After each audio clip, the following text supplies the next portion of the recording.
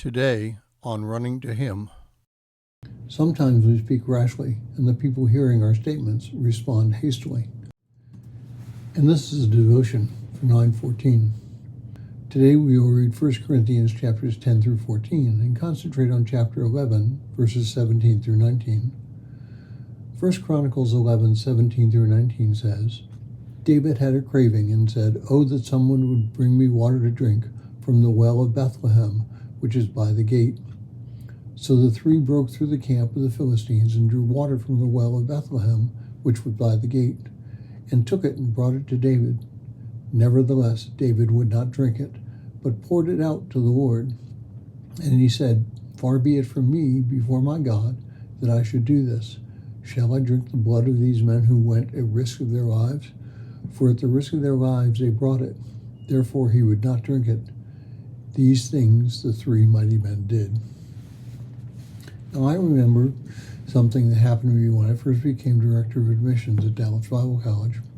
I was walking in the hall with the college president when a student with whom I needed to speak walked by us. I stopped him and asked him to see me when he had time. I thought the conversation was innocent, but President Doran admonished me after he left.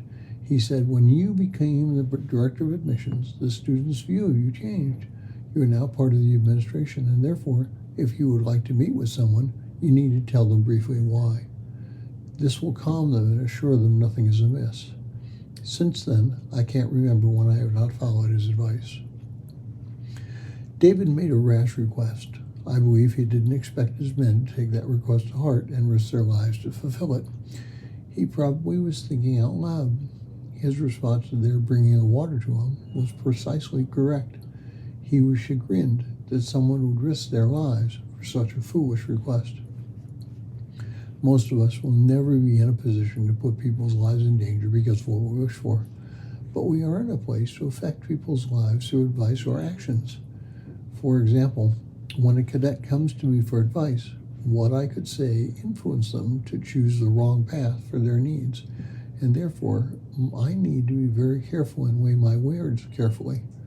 As a parent, my advice to my children may not be a good fit, so I must listen carefully and seek God's advice. When I first began my path to study theology, I preached a sermon that turned out to have some heresy, unknown to me at the time when I wrote it. The next day, the chaplain who asked me to speak called me in and read me the riot act. He explained that what I said was heresy and that someone in the congregation could take what I said to heart, potentially affecting their walk with Christ. Since then, I've tried to weigh my words carefully, particularly when teaching or preaching, because I could affect that person's walk with Christ.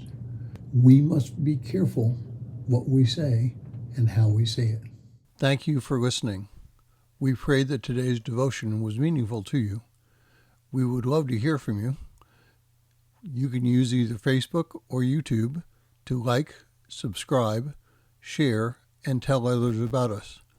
If you would like to contact us, you can reach me at phineasjacobus@runningtohim.net.